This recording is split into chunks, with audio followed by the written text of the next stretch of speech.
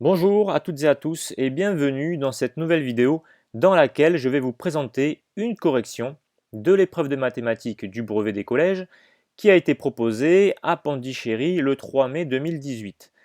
Voici un petit aperçu des chapitres traités dans les exercices et aussi les points qui sont attribués.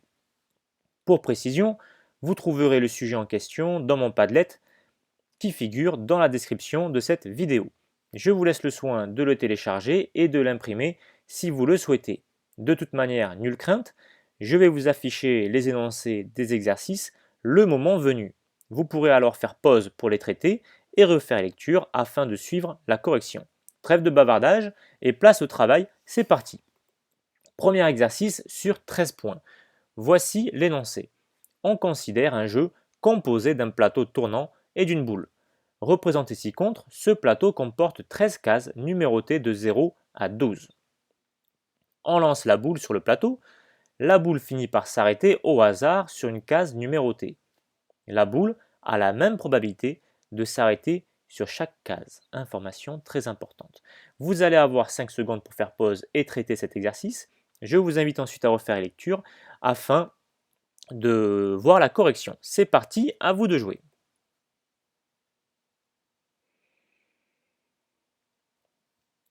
Nous revoici pour la correction. Question 1. Quelle est la probabilité que la boule s'arrête sur la case numérotée 8? La boule a la même probabilité de s'arrêter sur chaque case. C'est ce qui est précisé dans l'énoncé. Comme il y a en tout 13 cases, la probabilité que la boule s'arrête sur la case numérotée 8 est donc de 1/13e. Une case sur un total de 13 cases, donc 1/13e. Passons à la question suivante. Question 2. Quelle est la probabilité que le numéro de la case sur lequel la boule s'arrête soit un nombre impair? Et bien là, il va falloir dénombrer les cas. Sur l'intervalle allant de 0 à 12, les nombres impairs sont 1, 3, 5, 7, 9 et 11. Il y a donc en tout 6 cases impaires sur un total de 13 cases. Ainsi, la probabilité que le numéro de la case sur lequel la boule s'arrête soit un nombre impair est de 6/13e. Poursuivons. Question 3. Quelle est la probabilité que le numéro de la case sur laquelle la boule s'arrête soit un nombre premier? Eh bien, comme dans la question 2, nous allons encore une fois dénombrer les cas.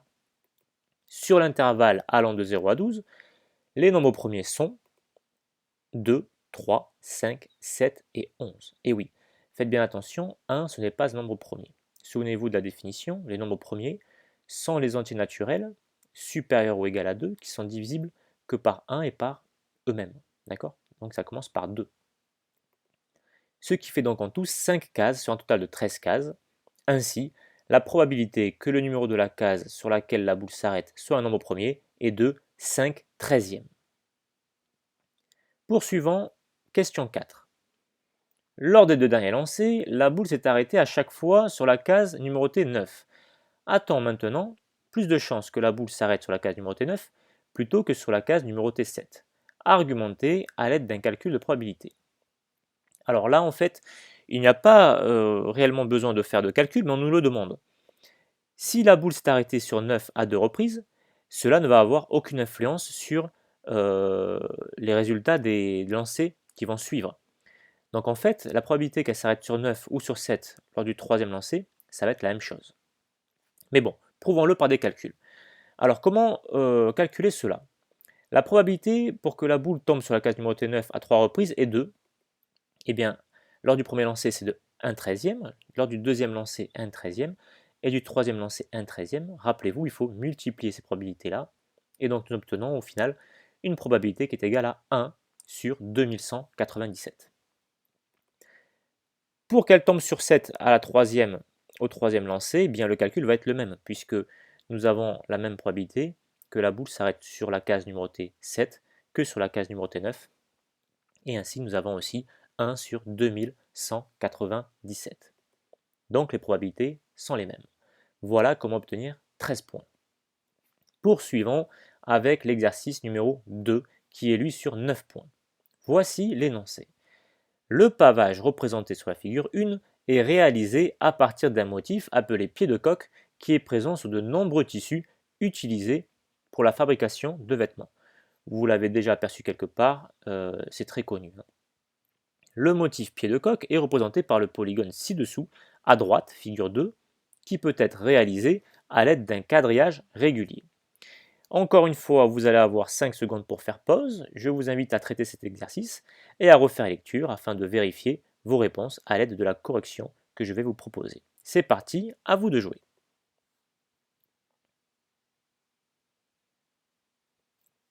Nous revoici pour la correction.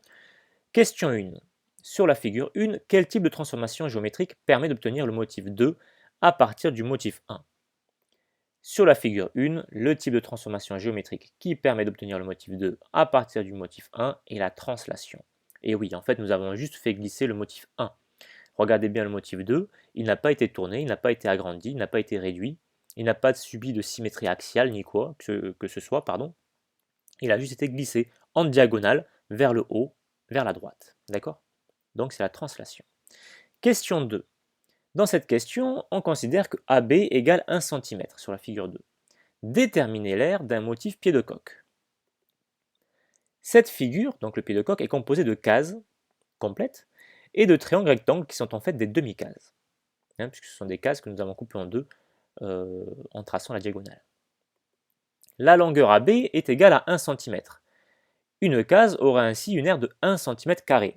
Et oui, rappelez-vous l'aire pour déterminer la formule pour déterminer l'aire d'un carré, côté fois côté. Ainsi, 1 fois 1, ça fait 1, d'où le 1 cm². Et donc les triangles auront une aire de 0,5 cm², qui correspond donc à la moitié de 1. Cette figure est composée de 4 cases complètes et de 8 triangles. Ainsi, pour déterminer l'aire de celle-ci, il faut multiplier 4 fois l'aire d'une case et 8 fois l'aire d'un triangle, ce qui nous fait 4 plus 4, et au total nous obtenons 8 cm², qui correspond donc à l'aire du motif pied de coq. Question 3. Marie affirme, si je divise par 2 les longueurs d'un motif, son aire sera aussi divisé par 2. A-t-elle raison? Expliquez pourquoi. Attention, question piège. Si l'on divise par 2 les longueurs d'un motif, alors la longueur AB ne vaudra plus que 0,5. Je pars du principe qu'on réduit aussi la taille du quadrillage, d'accord? Voilà. Ainsi, l'aire d'un carreau sera de 0,5 fois 0,5, ce qui fait 0,25. Et donc, de combien a-t-on réduit l'aire? Eh bien, tout simplement, il suffit de faire 0,25 divisé par 1. Donc 0,25 qui est l'aire du nouveau carreau, et 1 qui est l'aire de l'ancien carreau. Ce qui nous fait en fait un quart. Et donc, si l'on divise par 2 les longueurs d'un motif, son aire ne sera non pas divisée par 2, mais par 4. Attention. Marie a donc tort. Voilà comment obtenir 9 points supplémentaires. Poursuivons exercice numéro 3, qui est sur 9 points. Cet exercice est un QCM, questionnaire à choix multiples. Pour chacune des questions, 4 réponses sont proposées et une seule est exacte. Une réponse fausse ou absente n'enlève pas de points. Pour chacune des 3 questions, écrire sur votre copie le numéro de la question et la lettre correspondant à la bonne réponse. Alors ici, nous ne vous demandons pas de justification. Je vais vous en donner pour les explications, mais vous, il vous suffira juste d'écrire sur votre copie la réponse. Encore une fois, vous allez avoir 5 secondes pour traiter cet exercice. Je vous invite à refaire la lecture une fois que vous aurez terminé, afin de vérifier l'exactitude de vos résultats à l'aide de la correction que je vais vous proposer. C'est parti, à vous de jouer.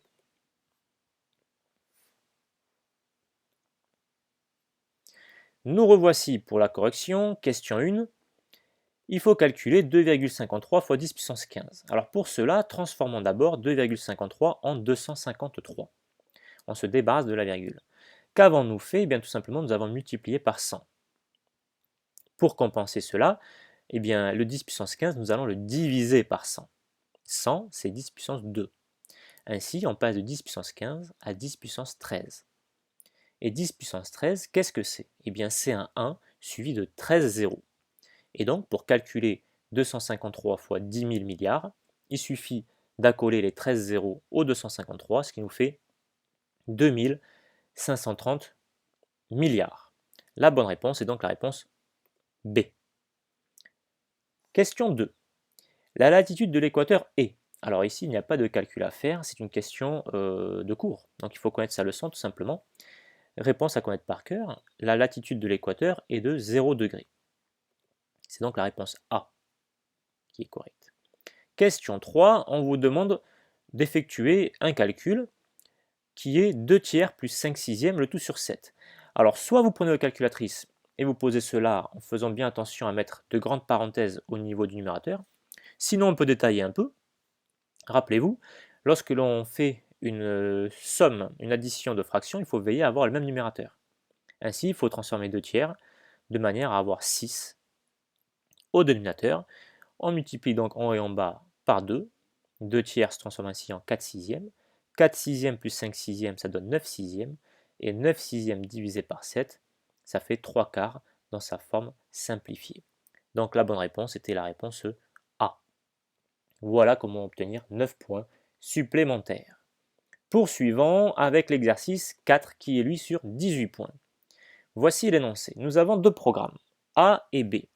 Dans le programme A, il faut choisir un nombre, lui soustraire 3 et à ce résultat-là, calculer le carré.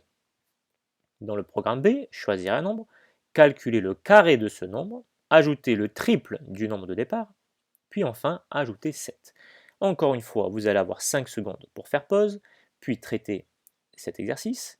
Je vous invite ensuite encore une fois à refaire lecture afin de vérifier l'exactitude de vos résultats. C'est parti, à vous de jouer.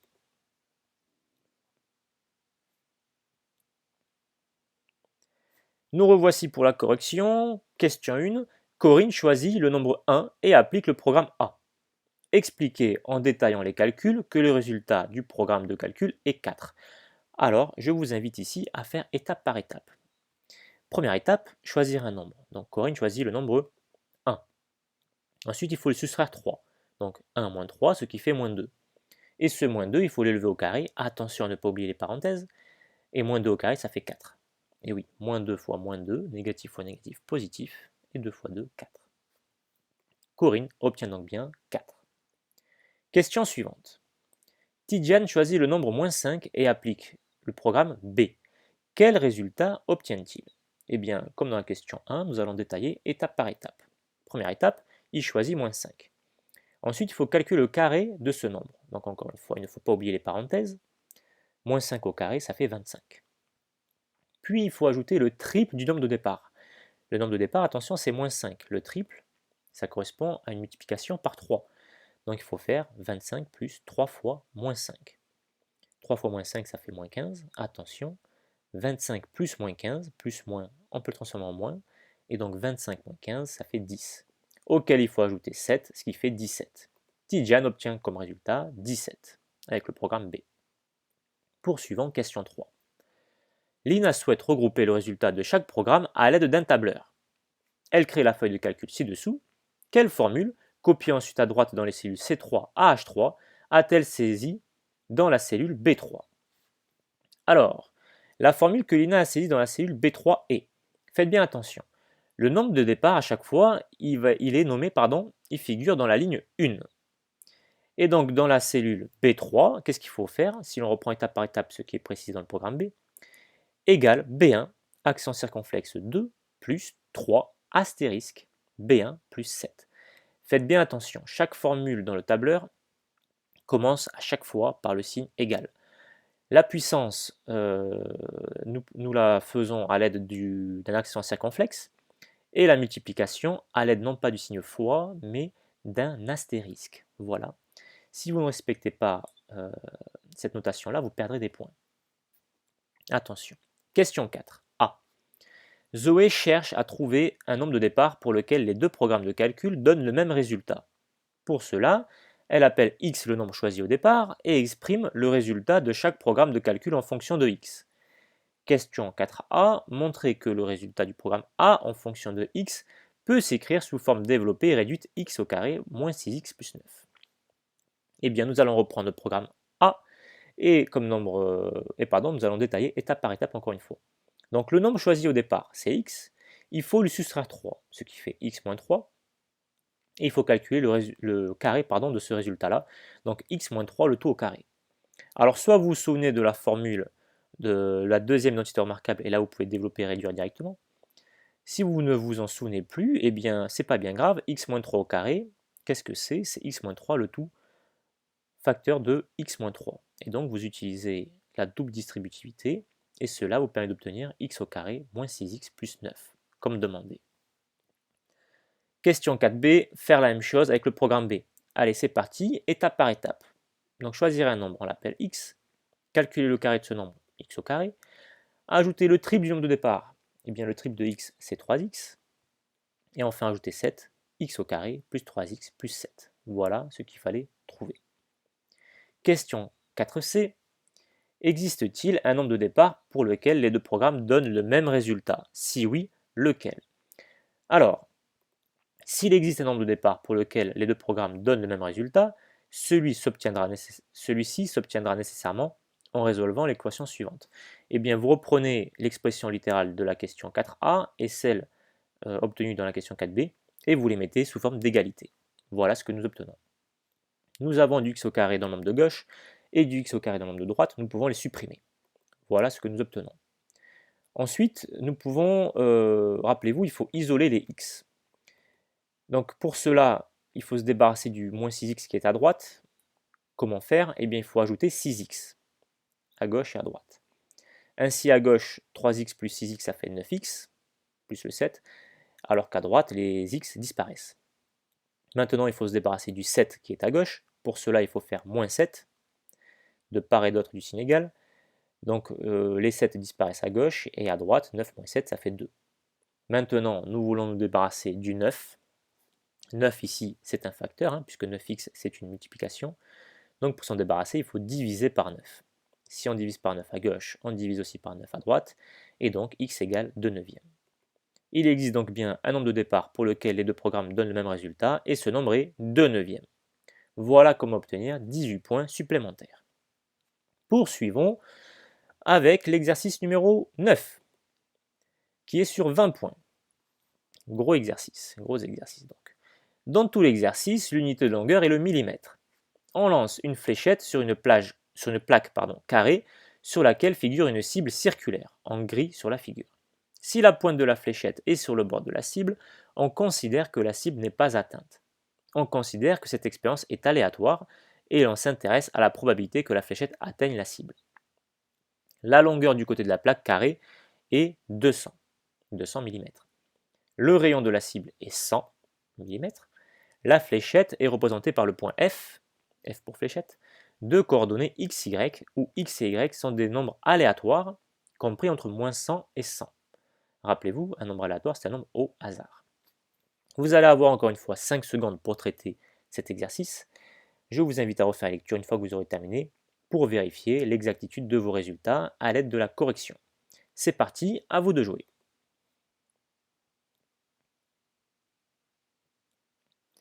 Nous revoici pour la correction. Question 1.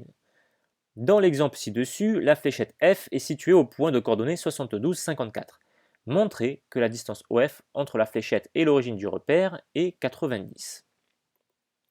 Que savons-nous? Tout d'abord que le triangle OHF est rectangle en H, comme précisé dans le dessin. La longueur OH mesure 72 mm. Pourquoi? Bien 72 mm car la longueur OH correspond en fait à l'abscisse du point H qui a la même abscisse que le point F.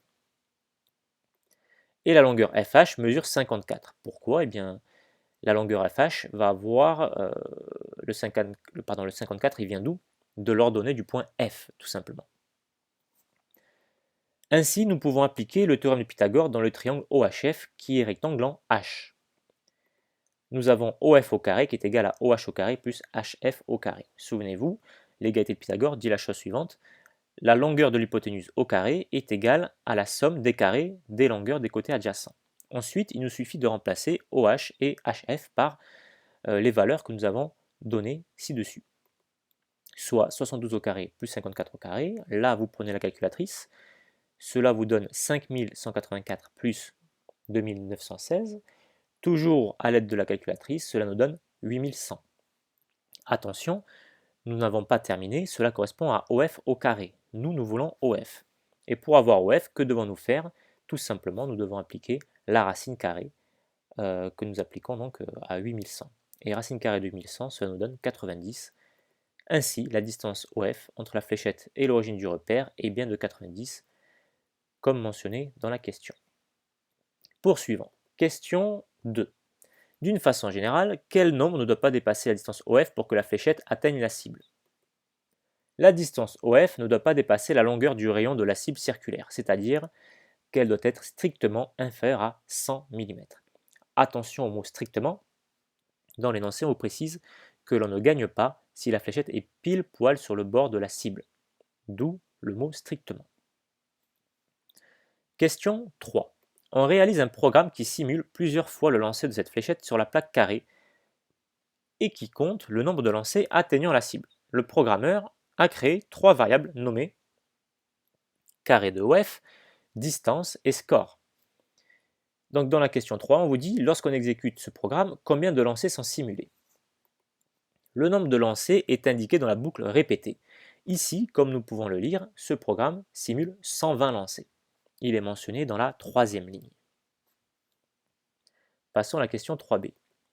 Quel est le rôle de la variable score? La variable score compte le nombre de lancers atteignant la cible. Et oui, puisque on va ajouter à chaque fois 1 lorsque la distance va être inférieure à un nombre. Ce nombre que nous allons déterminer juste après.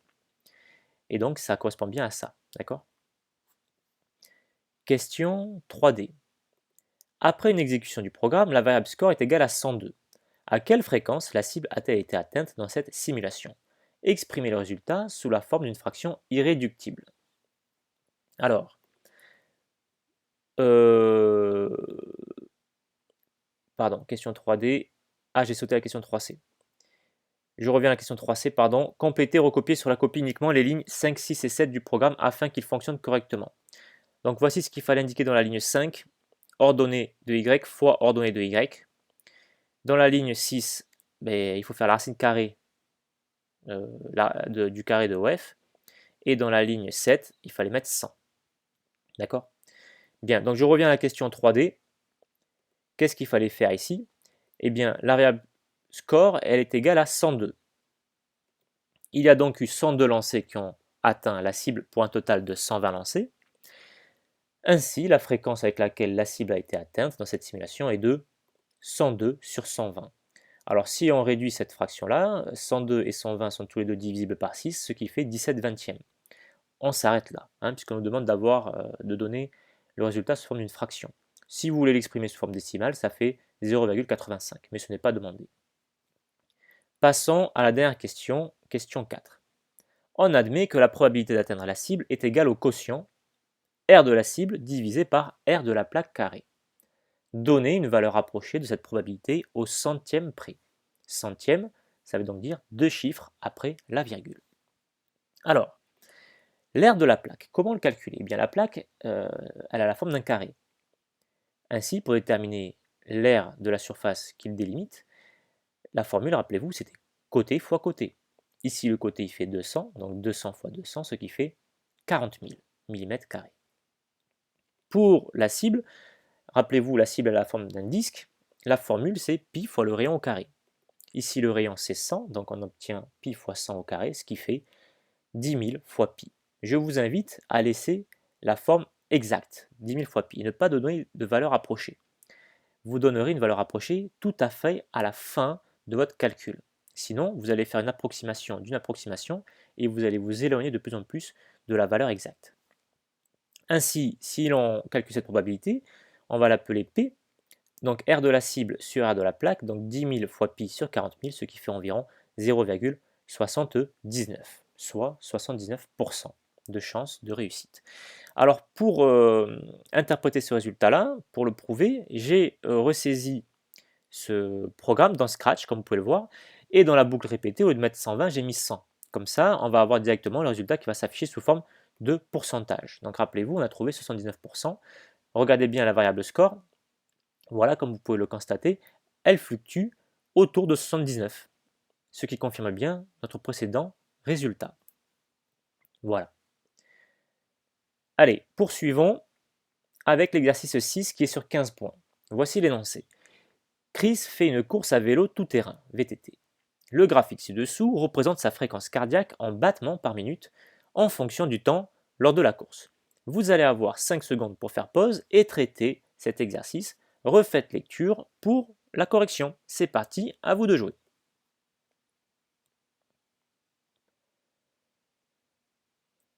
Nous revoici pour la correction. Donc question 1. Quelle est la fréquence cardiaque de Chris au départ de sa course? Au départ de la course, c'est-à-dire à 0 minute, la fréquence cardiaque de Chris est d'environ 52 battements par minute. Oui, il faut lire cette réponse directement sur l'axe des ordonnées. D'accord? On n'est pas vraiment sûr du 52, donc on dit environ. Question 2. Quel est le maximum de la fréquence cardiaque atteinte par Chris au cours de sa course? Le maximum, comment allons-nous faire pour l'obtenir? Eh bien, tout simplement, on va chercher le point le plus haut de ce tracé. Ainsi, le maximum de la fréquence cardiaque atteinte par Chris au cours de sa course est d'environ 161 battements par minute. Alors, on ne vous demande pas la durée au bout de laquelle ce résultat est atteint, mais il correspond à environ, il est obtenu au bout d'environ 28 minutes. D'accord? Question 3. Chris est parti à 9h33 de chez lui et termine sa course à 10h26. Quelle a été la durée en minutes de sa course? Eh bien là, il suffit de faire une soustraction. 10h26 minutes moins 9h33 minutes, cela nous donne 53 minutes. La durée de sa course a donc été de 53 minutes. Question 4. Chris a parcouru 11 km lors de sa course. Montrez que sa vitesse moyenne est d'environ 12 km par heure. Alors ici, il faut exprimer la vitesse en kilomètres par heure. Donc cela suppose que la distance soit exprimée en kilomètres, ce qui est le cas ici, puisque on vous dit que c'est 11 km, et aussi que la durée soit exprimée en heures. Problème, ici, nous, dans la question 3, nous l'avons obtenu en minutes. Donc dans un premier temps, il va convenir de convertir cette durée-là en heures.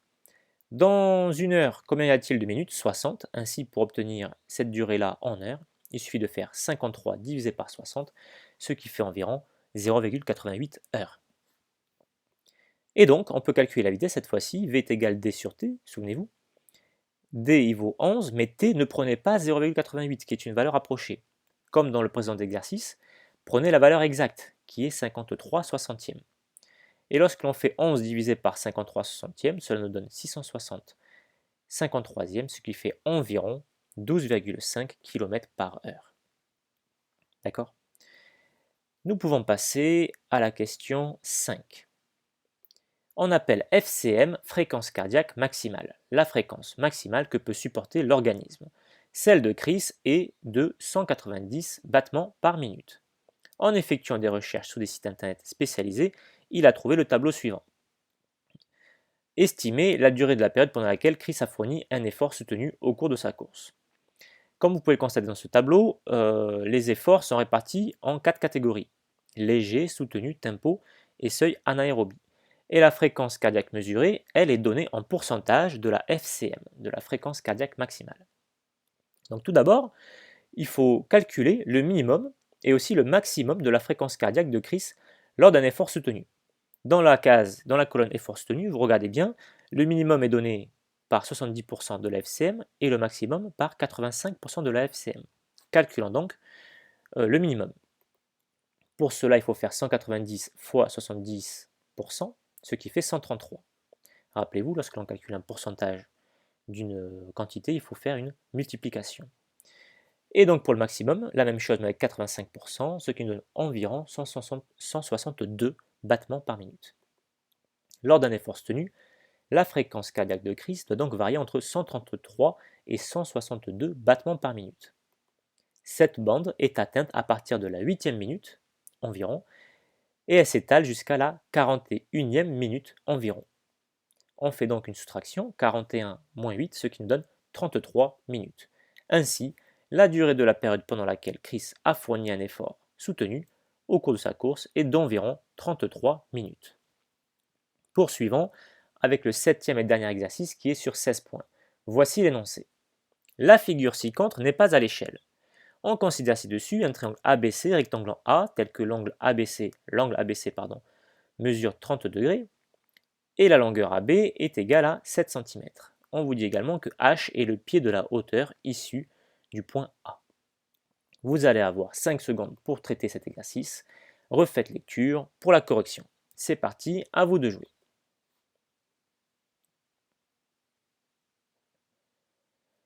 Nous revoici pour la correction. Question 1. Tracez la figure en vraie grandeur sur la copie. Laissez les traits de construction apparents sur la copie. Là, je vous laisse le soin de le faire à l'aide de votre équerre, de votre rapporteur, de votre règle. Il n'y a pas d'intérêt pour moi à le tracer en vraie grandeur ici. Démontrer, dans la question 2, que la longueur AH est égale à 3,5 cm. Alors, que savons-nous? Eh bien, que le triangle ABH est rectangle en H. Nous pouvons donc appliquer les formules de trigonométrie afin de calculer la longueur AH. Mais quelle fonction allons-nous prendre? Cosinus, sinus ou tangente? Eh bien, que savons-nous? Nous savons que l'angle ABH mesure 30. Nous avons aussi connaissance de la longueur de l'hypoténuse et nous cherchons la longueur du côté opposé à l'angle ABH. Côté opposé, hypoténuse, et oui, c'est la fonction sinus. Ainsi, sinus de l'angle ABH, c'est égal à AH sur AB, côté opposé sur hypoténuse. Ainsi, pour avoir la longueur AH, il suffit de croiser, donc d'effectuer le produit suivant, sinus de l'angle ABH fois AB, ce qui nous donne sinus de 30 fois 7. Sinus de 30, ça fait 1,5. Donc 1,5 fois 7, ça fait 3,5. La longueur AH est donc bien égale à 3,5 cm, comme demandé. Question 3. Démontrer que les triangles ABC et HAC sont semblables. Que savons-nous? Eh bien, tout d'abord que les angles ACB et ACH sont égaux. Pourquoi? Car ce sont des angles superposés. Ce sont en fait les mêmes angles. Ensuite, nous savons aussi que les angles AHB et AHC sont aussi égaux. Pourquoi? Tout simplement parce que ce sont des angles droits. Or, si deux triangles ont deux angles 2 à 2 de même mesure, alors ils sont semblables, ce qui est le cas ici. Donc les triangles ABC et AHC sont semblables, ce qui signifie en fait qu'ils ont la même forme.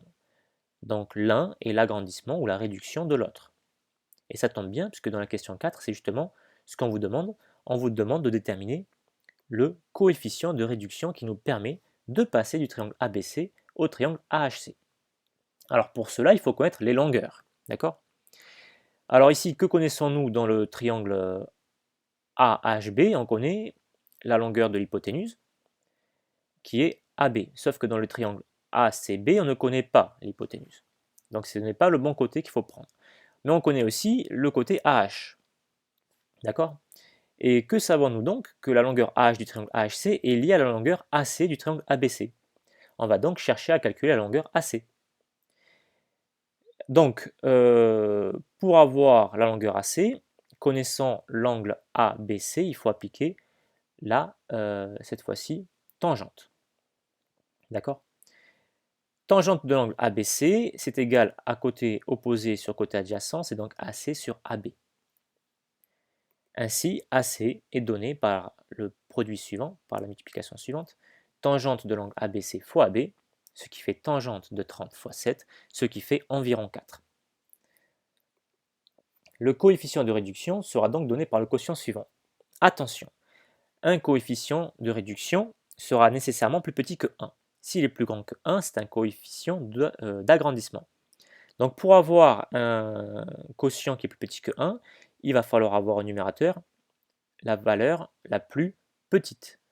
D'accord? Donc le numérateur devra être plus petit que le dénominateur. C'est pourquoi nous allons faire AH sur AC et non pas le contraire. Sinon, nous aurions obtenu le coefficient d'agrandissement. AH, il vaut 3,5, rappelez-vous, question 2. Et AC, attention, ne prenez pas 4 qui est une valeur approximative, prenez encore une fois la valeur exacte qui est tangente de 30 fois 7. Et nous obtenons environ 0,87. Le coefficient de réduction permettant de passer du triangle ABC au triangle HAC est donc d'environ 0,87. Et voici comment obtenir les 16 derniers points. J'espère que cette vidéo vous aura plu. Si c'est le cas, n'hésitez pas à mettre un pouce bleu et à la partager. Pensez surtout à vous abonner.